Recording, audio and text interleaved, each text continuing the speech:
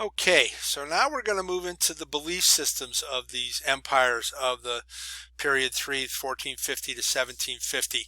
And I wanted to start off with probably the biggest religious event of this time period, and that is the Reformation. And I've got a little, so there are 95 theses. I got Martin Luther. Remember that you only need one of those. So, he kind of overachieved. All right, so starting with the Protestant Reformation, and we're just going to hit some of the highlights here. Begun in 1517 by Martin Luther in protest of the abuses by the Catholic Church. And it really became an argument over religious authority and a person's relationship with God.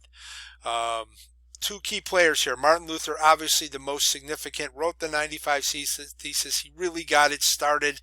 It was in protest of the selling of indulgences, which were you could donate to the church and supposedly get a get into heaven free card. He said that people could also said that people could have a personal relationship with God, and that you really didn't need a priest as an intermediary. He really pushed back against some of the structure of the Catholic Church and said that it was more about the person's personal relationship.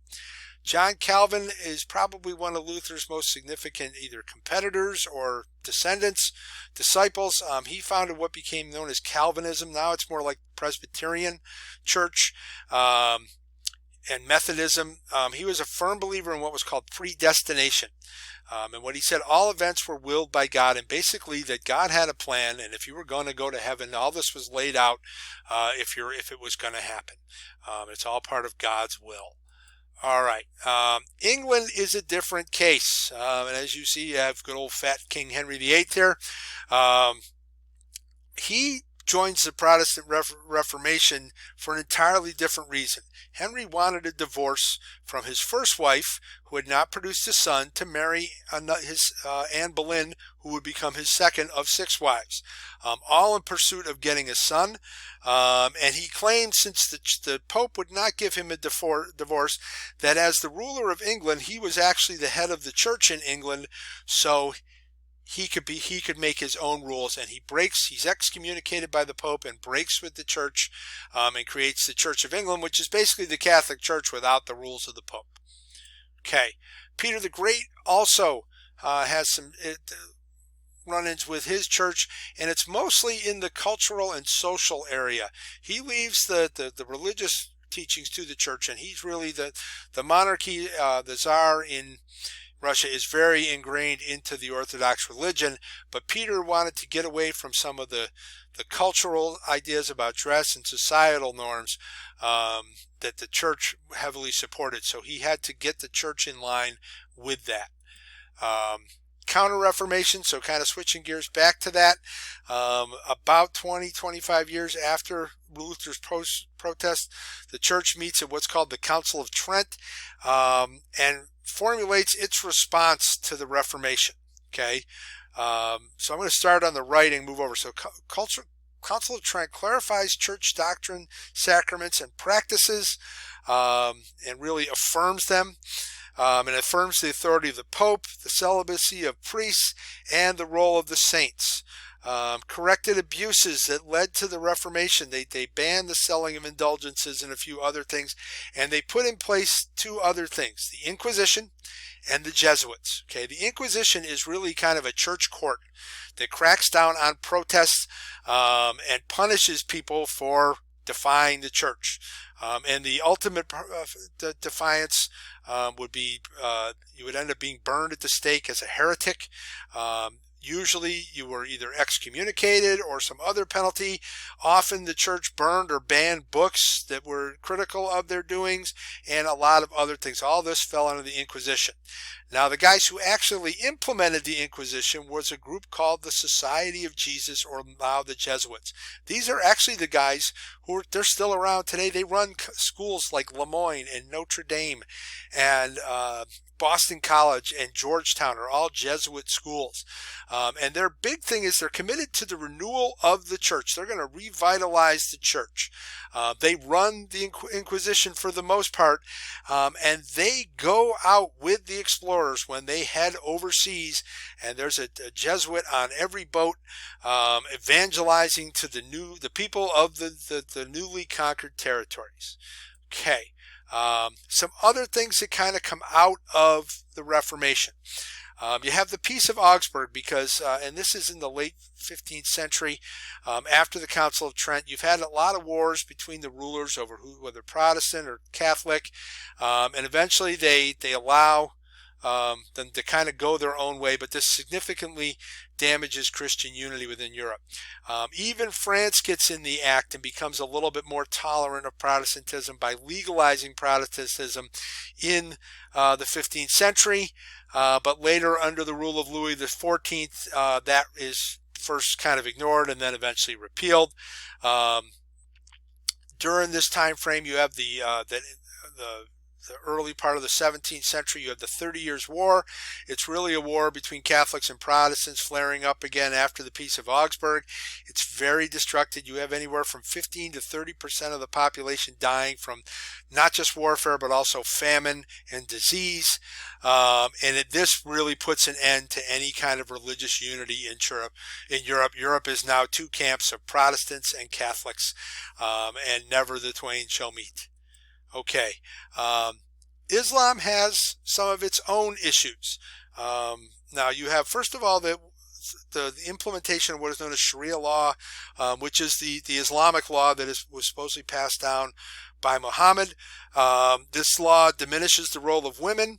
It supposedly sets up the tax on non-Muslims in the Ottoman Empire. This is what Suleiman works through to try to apply the Sharia law in the Ottoman Empire. Now, you have divisions within Islam that we've talked about before. We're just going to come back to it because it really comes to a fore between the empires of the Safavids, who are Shia. The Ottomans and Mughals are Sunni. The Safavids are in the middle. They don't fight as much against the Mughals, but there's constant warfare between them and the Ottomans, and there's really a lot of bad feeling between the Ottomans and the Safavids. Okay. Another kind of schism within the church is the development of Sikhism. This is a syncretic faith. It combines Islam and Hinduism, kind of picks and chooses from each. And the Sikhs are then become persecuted by both Hindus and Muslims, and really leads them to become, a kind of a militaristic society to protect themselves. And when the British invade, they recruit the Sikhs heavily into their army. And you can see behind you, this is what's called the Golden Temple of Amritsar, which is the site of a famous massacre by the British during the Indian independence movement. Okay. Little bit of a comparison here of the Ottoman, Safavid, and Mughal. Religion of the leader is in the Ottomans and the Safavid. They're in lockstep, but remember, in the Mughal India, there's only 20% of the population is Muslim. Okay, the Ottomans and the Mughals practice religious toleration with restrictions. It later becomes more intolerant in the Mughal Empire, and really the Safavid, one of their tolerances, they're fairly tolerant of other religions, but they are not tolerant at all of Sunni Muslims. So that causes a little bit of difficulty there. And then finally, just a little recap of these religious schisms that took place that led to differences, in some case war. The Sunni-Shia split begins in the 7th century after the death of Muhammad, when there is a dispute over who will follow Muhammad, his brother or his son-in-law. One faction follows the brother, the other follows his son-in-law, and not his brother, his brother-in-law, and it leads to the Sunni and the Shia split. That creates the rivalry that will eventually come to a head with the Ottomans and Safavids, but it is still an issue throughout much of the Middle East, especially Iran is a Shia Muslim, and that is at the heart of a lot of their difficulties with much of the rest of the Arabic world, because first of all, they're Arabic. The Iranians are Persian also, and quite a bit of difficulty there.